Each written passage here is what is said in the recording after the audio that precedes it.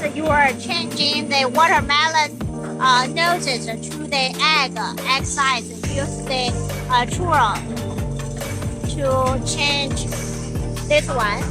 This noses, this is to watermelon.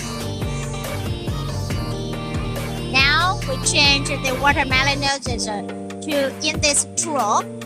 This one. Yeah, that's it. And screw on.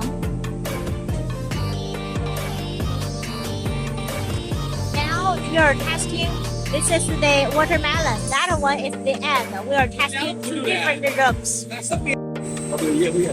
This is an extruder. And here we can see this is the oil wheel window. This is the oil for the screw pump. When the oil is lower or empty, which remind you to add the oil.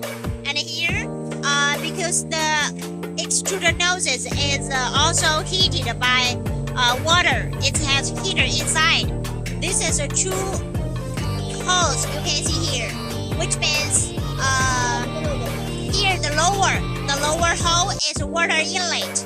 This is the water outlet, which you can connect it with the water tubes. In, out, lower. The lower one is in, the upper one is out.